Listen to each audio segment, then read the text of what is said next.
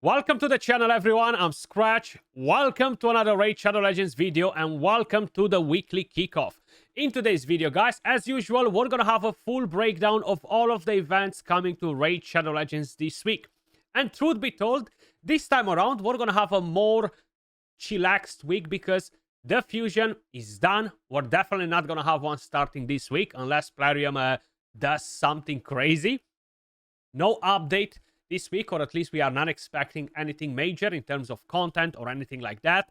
In terms of events and stuff, we do have a few events going on at the moment. It seems like we actually have a surprise on the Altar of Souls as well, which is very unlikely because they don't tend to kind of like do these events and 2x at the same time. We are gonna have everyone's favorite game mode starting tomorrow. I stuttered there for a second because I almost forgot what I was gonna say. But yes, everyone's favorite game mode. I'm always being sarcastic when I'm saying that, guys. But clan versus clan. Some people love it. Some people hate it. This time around, this is not featuring personal rewards. So everybody can take a bit of a breather, right? Most likely, we're not going to have materials for the relics in the milestone rewards either. As you guys can probably notice, very standard. Speed gear. We're going to have retaliation as well. So it's going to be a pretty chilled CvC for the majority of the clans. Then, as I've mentioned, we do have a bit of a surprise. The 2x on Soulstones, guys, is only on Eternal Soulstones. This is, I think, the very first time when they're doing it only on this alone. They've done it in the past when where all three of them had the chances boosted. Maybe they've done it once before, but I forgot.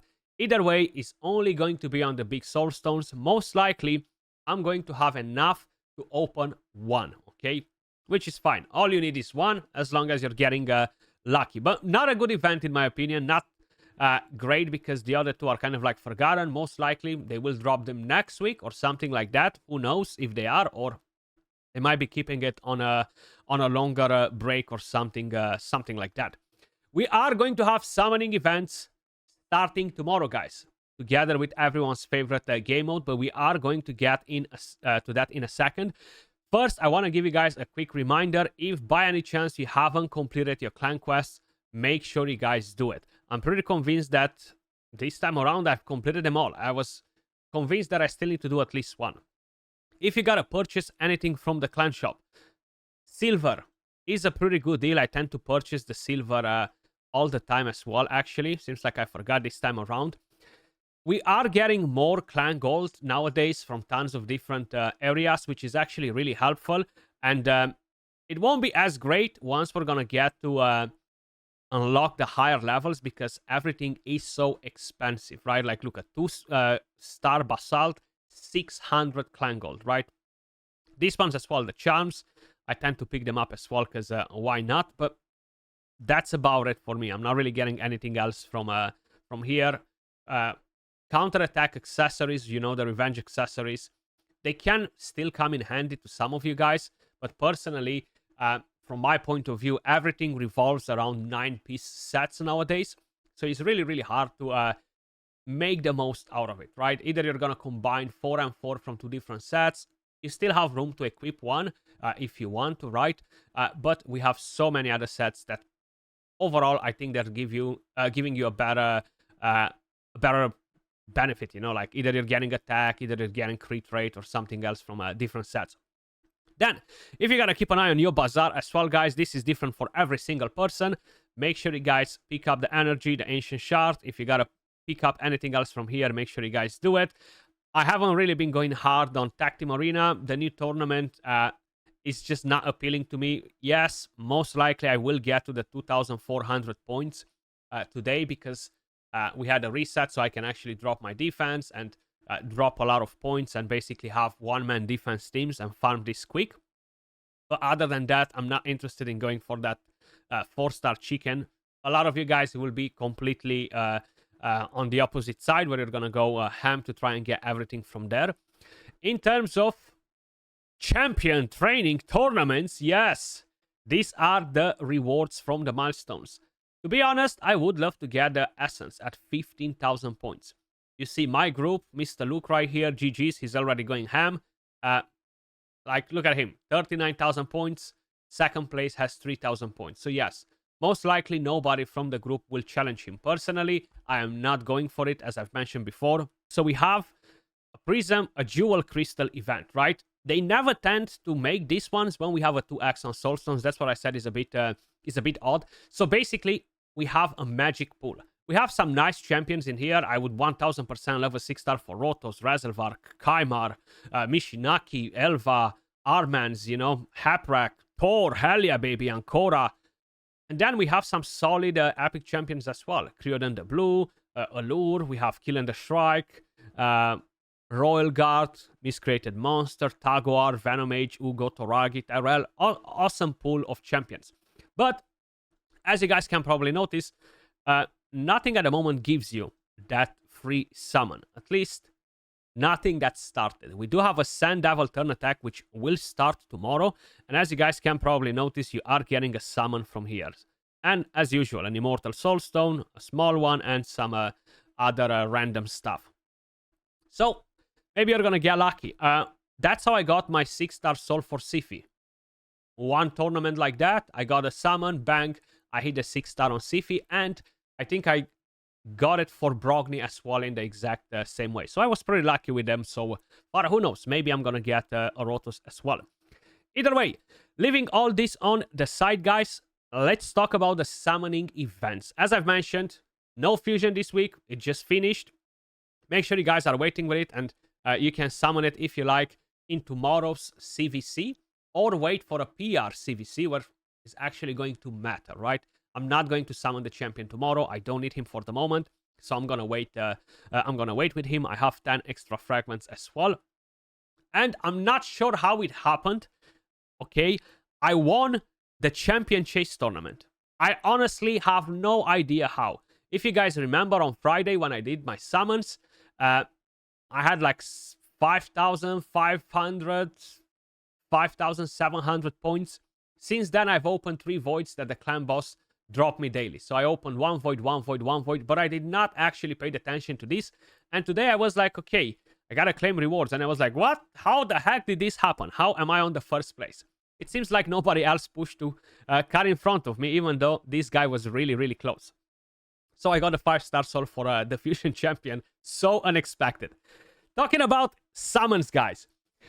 This Tuesday, the 20th of May, they're planning to launch a progressive chance event, giving you at least a 15x chance to summon the champions of your dreams from Ancient, Primals, Void, and Sacred Shards. I gotta say, we do have some pretty awesome champions. I would love to get one of them, but that champion is actually on Wednesday.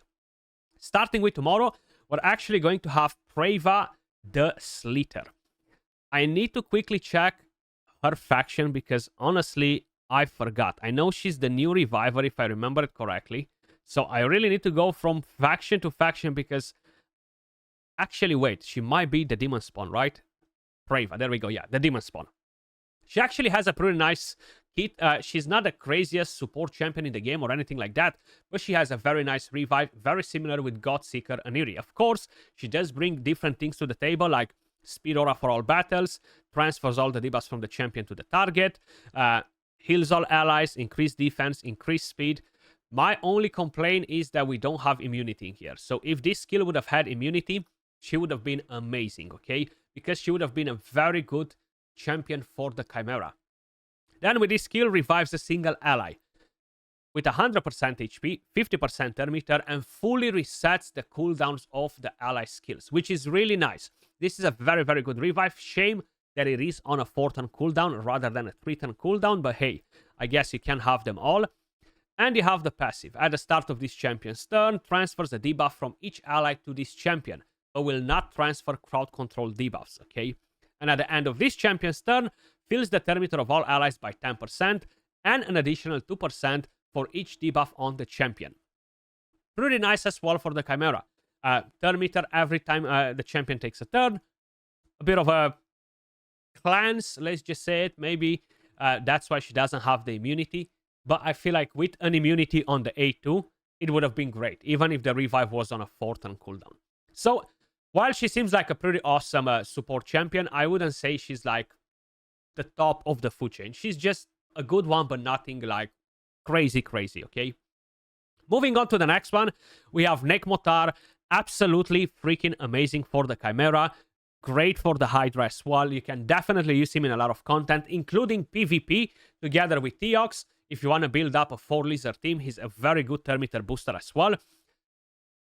If you don't have him, get him. At the moment, I have mine built on an Affinity Breaker set for this rotation of the Chimera. As soon as I won't have to deal with the Magic Affinity, I will put him back on Relentless and Impulse. Absolutely insane for the Chimera. Like, honestly, I cannot explain it to you how important he is for my team, for example, and how powerful he is in my team and pretty much everyone's team. Decrease speed, leech, decrease attack, Termiter, increase speed, speed aura. Absolutely amazing, amazing champion. Moving on to the next one, we have Lady Kimmy. So, Lady Kimmy, she is a pretty solid champion. I feel like we do have a lot of Termiter boosters nowadays. What I dislike about Lady Kimmy, this part right here. So, even if you're bringing her as your main Termiter booster, you still need to bring a speed lead for your team. If not, it doesn't matter that she has 115 speed base if the enemy will have a speed aura and basically wreck you because he is faster, just because of that simple thing. But overall, she has a very good kit, a lot of Termiter manipulation. She can put block buffs, the increased accuracy, the increased speed, the decreased speed, the decreased accuracy can be good for Chimera, good for Hydra as well, good for Siege mode, good for Doom Tower, good for PvP in general. I am seeing a lot of people using her in Live Arena, for example, as a second Termiter booster, especially if they have a 6-star on her.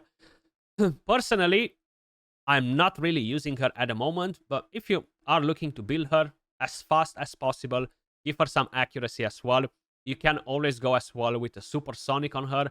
That can work pretty well as well.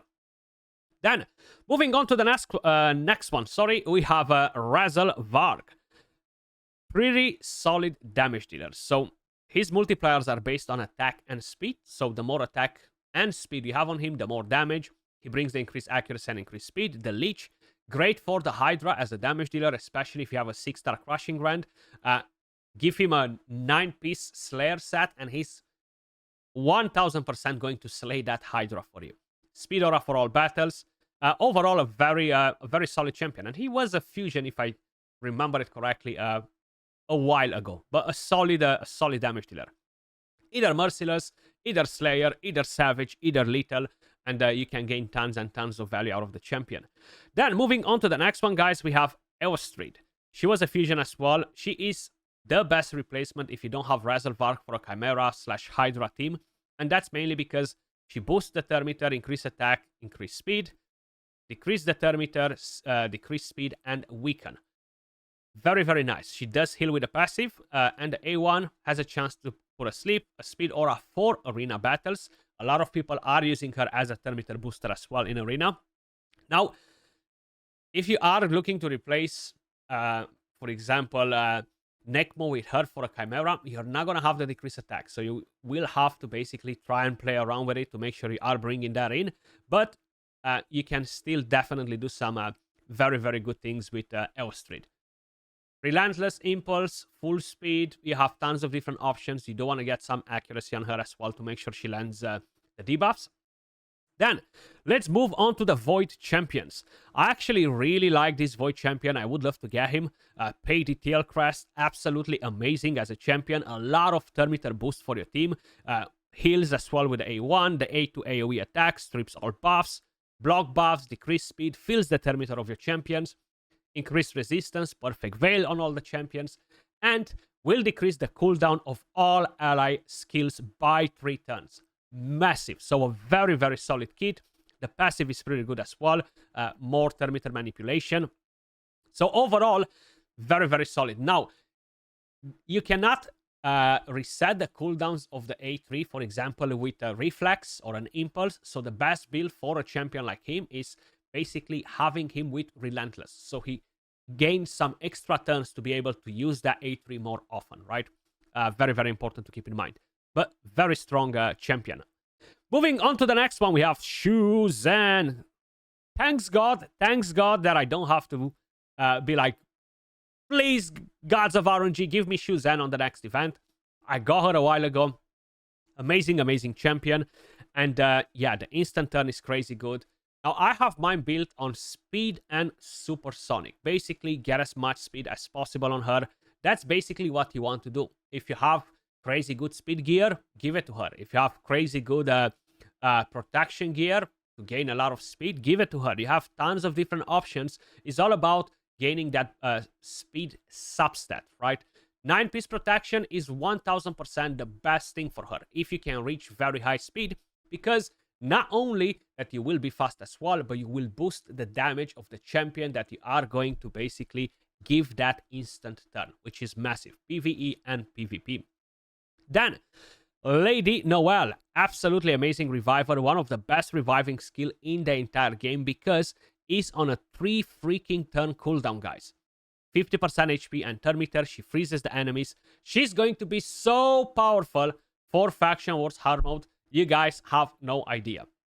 Not only because she has the crowd control, but she has the A2 as well, which is really, really good. The increased speed on all of your allies. If you pair her with Sir Nicholas, bang, you're going to have that goodwill skill instantly activating. Pretty good passive as well. The A1 with block buffs, turn meter manipulation. She's really a strong champion, and she's going to be very nice for Faction Wars hard mode. So if you guys did the fusion, pat your shoulder because you've done a good thing. Moving on to the next one, guys. On Wednesday, that's when we have a champion that I really want to get. We have actually some crazy good champions. Starting with the champion that I really want to get. So that is Uzul of the Jade. I don't know if you guys watched the video that I've made on this champion, but his damage is, okay, amazing. And if you pair him with Shuen, is going to be even freaking better, because if you can instantly give him that turn to make him enable the stone skin, the ignore stone skin effect, ignore shield, block damage, and unkillable, and 100% of the target's defense, you're basically going to put to sleep pretty much any enemy, except Taras most likely because of his passive. Maybe Harima might survive, but I'm not 100% sure that she will. The whole idea is that this skill has very good multipliers, okay? And it's a very strong skill. Now, when you are building this champion, you could try to look at relics. So I actually got a relic yesterday. If you guys had a chance to watch that video, I actually got a relic from Faction Wars, right? And oh wow, I actually had 2 of these. I had no idea. I got this Perched Shadow. The wearer has a 10% chance to receive an extra turn when using their default skill if at least one active skill is on cooldown. Now, unfortunately, these gemstones will not benefit you in any way whatsoever in terms of gaining extra turns or anything like that. I think those ones are the triangular gemstones, not the circular ones. The stats on the relic are rubbish for damage dealers, but that could potentially enable him to gain more extra turns as well. I still think you want to give him that Savage, you want to give him that Stone Skin to keep him alive, to ensure that the enemy won't dump him. But I think he's a really good champion. Even though the meta is being dominated by magic champions, I still think that he could be very, very fun, and I would like to get him. Then we have Mishinaki, guys. Still a solid champion if we're talking about Hydra, if we're talking about Acresia, if we're talking about Faction Wars, if we're talking about tons of other content. He's great. He's just not a PvP champion, but other than that, he's going to be great pretty much everywhere. And mine at the moment is built on Savage. I feel like once you pass a specific point, you should switch to Savage. Before that point, Relentless is probably going to be the best friend for him, because the more turns he takes, the more damage he's going to bring as well. But you're going to make the most out of all of the utility that is being brought to you by all of his skills, right? So really, really solid champion. Then we have Ragash, another champion that kind of like got forgotten in a way or another. Cisia, yeah, super solid for that. But he's going to be absolutely amazing for Faction Wars hard mode. Defense down, stun, bank. Good control, good damage, increased defense. You have the strengthen, increased speed, the veil, the passive. Is going to be really good for Faction Wars. Savage, Savage, Savage, Savage, or Lethal. For me, both of the sets are the same time. I know I'm always saying it, but sometimes I'm saying savage and people are like, why is not lethal good? It's the same thing. You just have extra crit rate from lethal. Then, moving on to the next one, guys, we have Modo of the Peel. Ogrin Tribes, if I remember it correctly. And was he the fusion or... No, the partner was the fusion, right? I think so, yeah. Atsme or whatever is her name, right? So, defense down on the A1. You have a chance to stun. Really, really good as well for faction wars. And right here you have Ignore Stone Skin. This was not really a very powerful skill or anything like that. But you're going to find him very, very effective in faction wars hard mode, especially because of this stun. Overall, yeah, a good control champion. Can deal a bit of damage too, but he doesn't have like the craziest multipliers or anything like that. Then we have Cisia Flame Tongue. Once again, great for faction wars hard mode, good for Hydra, good for Curse City, good for Doom Tower, good for the Spider Dungeon, sometimes for the Event Dungeon. Places the HP burn, extra turn if you place it on everybody, activates it, defense down, weaken. Really, really solid, right? I have mine built for damage. If you're using her for the Spider, you don't want to have the damage, because she can actually smack pretty hard. So it's up to you. The thing is, if you're using her for the Spider, you're kind of like killing her mojo in the other content. So you gotta think about it. Do I really need her for the Spider? Then go with a build that has no damage. Do I want to use her in different areas? Go with a build that has damage, because that will work the best on her. So even Savage, Lethal. If not, you can use different stats that don't necessarily ignore defense. Then, I know you guys will love this one. Odin Father. I would love freaking 4 copies of this bad boy, because he's absolutely amazing. PvP, PvE, everywhere, okay? This skill that actually changes when he attacks the target based on what type of enemy he attacks, including the bosses. Very nice skill, and big props to Platinum for making a solid skill like this one. Then you have the control, cleanse, defense down, stun. I have mine built on Pinpoint and Stone Skin. I don't need Savage on this champion. You don't need Savage on this champion. Pinpoint is to counter Polymorph. As a relic, I actually have the Chrono Cube, because I have been fortunate enough to get a mythical relic, and it works amazing. I go A2 in arena, strip buffs. It doesn't proc all the time the extra turn, but when it does, bang, I can go and kill either the biggest threat in his team, either wipe his Reviver, his support champion, and then wipe the rest of the champions. Speed aura for arena battles, the craziest speed aura in the entire game. So yeah, really strong, not to mention the passive with the block damage and all that good stuff. Then we have Acresia, still very solid. If we're talking about Sand Devil's Necropolis, if we're talking about Hydra, if we're talking about Chimera, if we're talking about some other bosses, she's just very, very good. Enemy max HP on every single skill. I have 3 Acresias, I think. Yeah, and I have all of them built in Relentless. All of them in Relentless.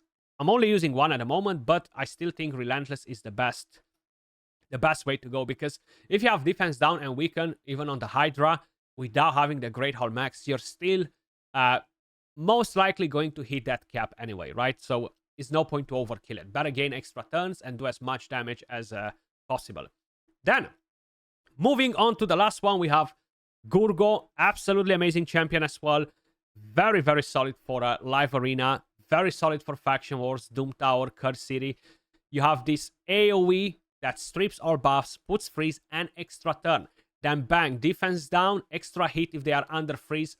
I don't even have mine built in Savage, and he deals so much damage. If I have the increased attack, 95% of the time I kill the enemy team with him without having the Savage set on, because he has very good multipliers now. And of course, he has a chance to freeze when he gets attacked. He's really, really good now. Speed aura for arena battles. Yeah, I have mine on Pinpoint and Perception, actually, in case if anyone is curious. But that's pretty much it for this video, guys. As I've mentioned, a more chill week. Yes, we do have some summoning events. A lot of people will be tempted, including myself. I don't have a lot of shards. I'm not sure if I'm going to attempt to get Uzul. Maybe I'm going to start saving up my shards for the next fusion or whatever a big event might be coming in a week or two. I feel like I might be in a better position if I do that. I feel like it's the wisest choice. But let me know in the comments down below, what are you guys planning to do? As usual, appreciate all of you guys watching. Much love, and I will catch you all in the next one. Peace.